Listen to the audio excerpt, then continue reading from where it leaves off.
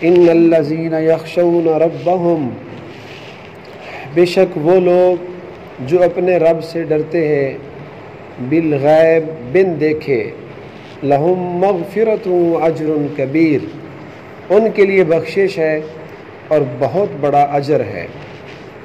سورۃ ملک کی آیت نمبر 12 کا ترجمہ آپ حضرات نے سنا ہے۔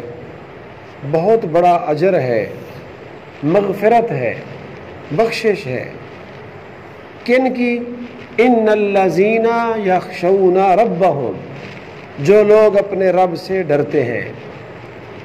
خشیت کہتے ہیں کسی سے محبت کی وجہ سے ڈرنا۔ دو طرح کے لفظ استعمال ہوتے ہیں عربی میں، ایک خوف، ایک خشیت۔ خوف ہوتا ہے کسی کی دہشت سے ڈرنا، خشیت کہتے ہیں کسی کے ساتھ محبت سے ڈرنا۔ تو اللہ تعالیٰ سے انسان کو خشیت ہوتی ہے، اللہ تعالیٰ سے محبت کی وجہ سے انسان اللہ سے ڈرتا ہے۔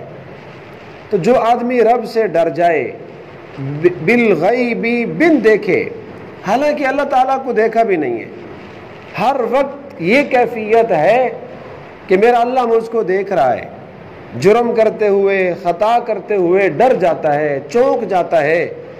یخشون ربہم، کہیں میرا اللہ مجھ سے ناراض نہ ہو جائے۔ قدم قدم پر اللہ کا خوف، بات بات میں اللہ کا خوف، اور زبان پر تذکرہ کہ نہیں میں ایسا نہیں کرتا، اللہ ناراض ہو جائے گا، میں نہیں جاتا، اس سے تو میرا اللہ روٹھ جائے گا۔ تو اللہ کو یہ چیز بڑی پسند ہے، خشیت۔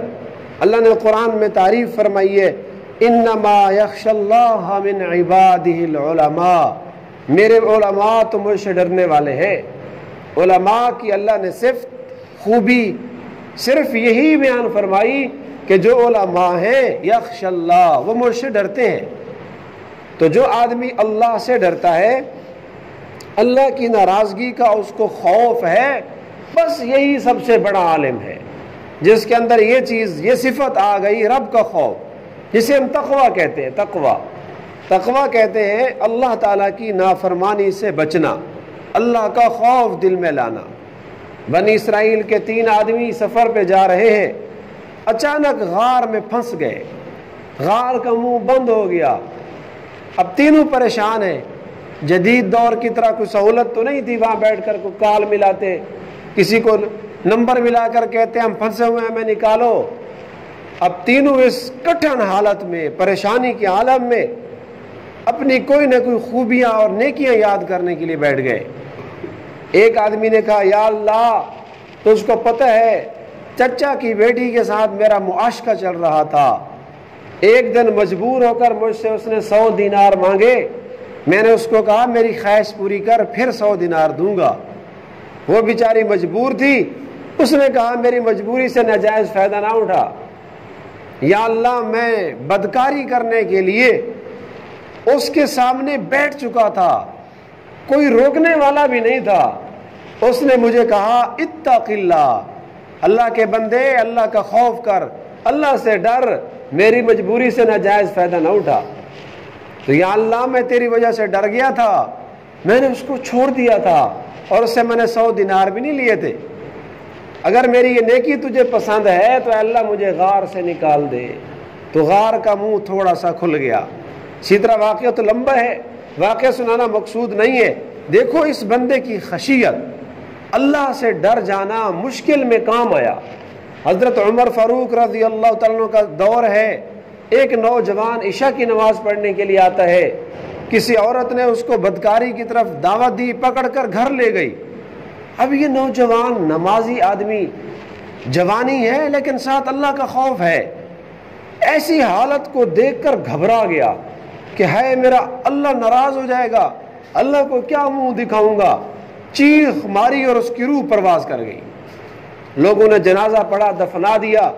امیر المومنین جناب عمر تک یہ بات پہنچی کہ رات ایک آدمی کو ایک عورت نے بدکاری کی دعوت دی، اپنے گھر لے گئی، اللہ کے خوف کی وجہ سے وہ بیچارہ مر گیا۔ تو آپ سخت ناراض ہوئے، فرمایا یہ تو اللہ کا ولی تھا، اللہ کا برگزیدہ بندہ تھا، تم نے مجھے اس کے جنازے میں کیوں نہیں بلایا؟ عمر کو ایسے آدمی کے جنازے سے محروم کر دیا۔ فرمایا آپ مجھے اس کی قبر پر لے جاؤ۔ جس کے دل میں اللہ کا ڈر ہے وہ سب سے بڑا اللہ کا ولی ہے۔ امیر المومنین اس کی قبر پر گئے اور وہاں جا کر یہ آیت پڑھی، وَلِمَنْ خَافَ مَقَامَ رَبِّهِ جَنَّتَانِ، جو اپنے رب کے سامنے کھڑا ہونے سے ڈر گیا اس کے لیے اللہ نے 2 جنتیں رکھی ہیں۔ تو اس نوجوان کی قبر سے آواز آئی، یا امیر المومنین الحمدللہ قد وجدنا جنتین، اللہ نے مجھے 2 جنتیں عطا فرما دی ہیں۔ تو جو آدمی گناہ کرنے پر قادر ہو، کر سکتا ہو، لیکن یخشون ربہم، رب سے ڈرتے ہوئے گناہ کو چھوڑ دے، اللہ نے اس کے لیے 2 جنتیں، ڈبل جنت اس کے لیے اللہ پاک نے رکھی ہے۔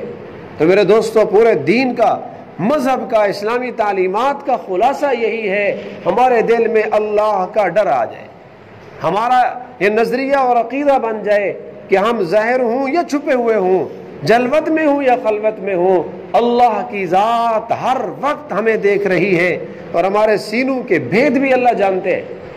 اگر یہ چیز آ گئی، فرمایا سنو اس کے لیے اللہ نے کیا انعامات رکھے ہیں، لہم مغفرہ۔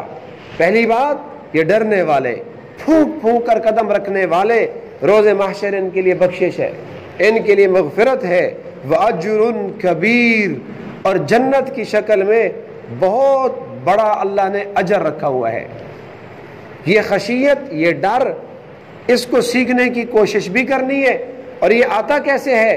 قرآن مجید میں اللہ نے فرمایا، یا ایھا الذین آمنوا اتقوا اللہ، اے ایمان والو اللہ سے ڈرو۔ ڈرنا کیسے آئے گا؟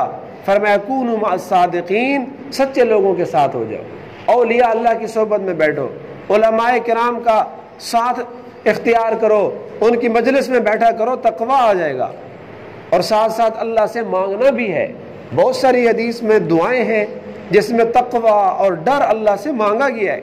اللہم انی اسألک الہدی والتقی والعفاف والغنی، یہ دعا آپ حضرات بکثرت پڑھا کریں۔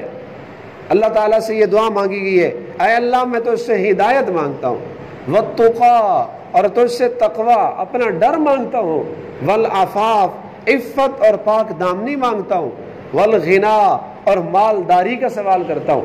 4 بڑی بڑی دعائیں اس حدیث میں مانگی گئیں۔ اللہم انی اسألک الہدی والتقی والعفاف والغنا۔ اللہ ہم سب کو اپنا ڈر اور تقویٰ نصیب فرمائے۔